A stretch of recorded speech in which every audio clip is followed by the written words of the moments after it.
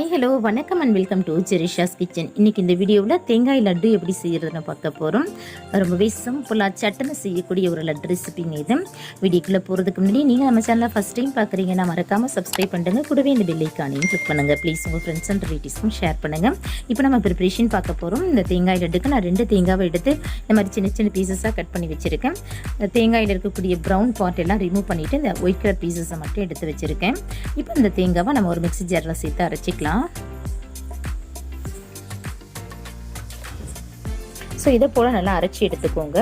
அரைச்சி இந்த தேங்காவை நம்ம ஒரு கப்புக்கு மாற்றிக்கலாம். அப்போ தான் நமக்கு மெஷர்மெண்ட் தெரியும். ஸோ அதை போல் ஒரு பாத்திரத்துக்கு நீங்கள் மாற்றி எடுத்து வச்சுக்கோங்க. இப்போ இந்த தேங்காவை நம்ம ரோஸ்ட் பண்ண போகிறோம். அதுக்கு ஒரு பேனை ஹீட் பண்ணிவிட்டு நெய்யோ எண்ணெயோ எதுவும் சேர்க்க வேணாம், ட்ரை ரோஸ்ட் தான் பண்ண போகிறோம். ஸ்டவ்வை லோ டு மீடியம் ஃப்ளேம்க்கு வச்சுக்கோங்க. கலர் சேஞ்ச் ஆகக்கூடாது. ஆனால் தேங்காய் பார்த்திங்கன்னா அதில் உள்ள ஈரப்பதெல்லாம் போயிட்டு கொஞ்சம் பொலப்பாக வரணும், பவுடர் டைப்புக்கு வரணும். இன்கேஸ் உங்ககிட்ட டெசிகேட்டட் கோகனட் இருந்தால் கூட நீங்கள் யூஸ் பண்ணிக்கலாம். நான் இன்றைக்கி ஃப்ரெஷ்ஷான தேங்காய் தான் யூஸ் பண்ணியிருக்கேன். ஸோ இதை நல்லா சேர்த்து நம்ம ரோஸ்ட் பண்ணிக்கலாம். ஸோ பாருங்கள், இப்போவே உங்களுக்கு தெரியும் நல்லா பொலப்பாக வந்துடுச்சு. இப்போ இதில் நம்ம பால் சேர்க்க போகிறோம். ஒரு கப் தேங்காய்க்கு அரை கப் அளவுக்கு பால் சேர்க்கணும். பாலை காய்ச்சியும் எடுத்துக்கலாம், காய்ச்சாத பாலும் எடுத்துக்கலாம். நான் இன்றைக்கி காய்ச்சாத பால் தாங்க எடுத்திருக்கேன். இப்போ அந்த பாலை நம்ம தேங்காயில் சேர்த்துக்கலாம். இந்த தேங்காய் நல்லா அந்த பால்லையே வேகணும். ஸோ இதை நல்லா கலந்து விட்டுக்கோங்க. நம்ம சேர்த்த பால் எல்லாம் அப்சர்வ் ஆகி தேங்காய் கூட நல்லா அப்சர்வ் ஆகணும். ஓகேங்களா? ஸோ இதை நல்லா நம்ம கலந்து விட்டுட்டே இருக்கலாம். ஸோ இப்போ பாருங்கள், நம்ம சேர்த்த பால் எல்லாமே நல்லா அப்சர்வ் ஆகிடுச்சு. இப்போ இதில் நம்ம சர்க்கரை சேர்க்க போகிறோம். நான் அரை கப் அளவுக்கு சர்க்கரை எடுத்திருக்கேன். அரை கப்புக்கு குறைவாக தான் எடுத்திருக்கேன்.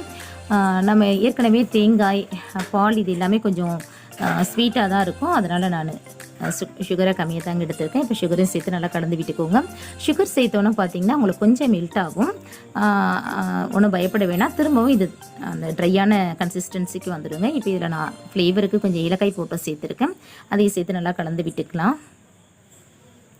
இப்போ இது கூட நம்ம நெய் சேர்க்க போகிறோம். ஒரு ஸ்பூன் அளவுக்கு நெய் சேர்த்துக்கோங்க. நம்ம தேங்காவும் முத்தின தேங்காய்ங்கிறதுனால அது கொஞ்சம் ஆயிலிஷாக தான் இருக்கும். அதனால் கொஞ்சமாக நெய் சேர்த்திங்கன்னா போதும். சேர்த்துட்டு இதை கலந்து விட்டுக்கோங்க. இப்போ நம்மளுடைய தேங்காய் லட்டுக்கான மிக்ஸ் வந்து ரெடி ஆகிடுச்சு. நம்ம ஸ்டவ் ஆஃப் பண்ணிடலாம். இந்த மிக்ஸு கூட நான் கொஞ்சம் முந்திரி பருப்பு பொடியாக கட் பண்ணி வச்சுருக்கேன். அதையும் சேர்த்து நல்லா கலந்து விட்டுக்கலாம். இந்த மிக்ஸ் வந்து ஒரு கை பொறுக்கிற அளவு சூடு இருக்கும் போது நீங்கள் லட்டுவை உருட்டிடுங்க. அப்போ தான் நமக்கு நல்லா வரும். ஓகேங்களா? ரொம்ப ஆற விட்டுட்டிங்கன்னா ரொம்ப ட்ரை ஆகிடும். ஸோ கொஞ்சம் வெதுப்பாக இருக்கும்போது லட்டை பிடிச்சிடுங்க.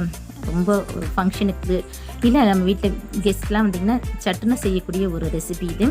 கண்டிப்பாக அந்த ரெசிபி உங்களுக்கு யூஸ்ஃபுல்லாக இருக்கும்னு நினைக்கிறேன். பிடிச்சா கண்டிப்பாக ட்ரை பண்ணி பாருங்கள். இந்த ரெசிபி பற்றின உங்களுடைய மேலான கருத்துக்களை மறக்காமல் கமெண்ட்ஸில் சொல்லுங்கள். இந்த வீடியோ உங்களுக்கு பிடிச்சிச்சுன்னா லைக் பண்ணுங்கள், ஷேர் பண்ணுங்கள். மறக்காமல் நம்ம சேனலை சப்ஸ்கிரைப் பண்ணுங்கள். கூடவே இந்த பெல் ஐக்கானையும் கிளிக் பண்ணுங்கள். மீண்டும் வேறொரு நல்ல ரெசிபியோடு நான் உங்களை சந்திக்கிறேன். தேங்க்ஸ் ஃபார் வாட்சிங். Take care and by.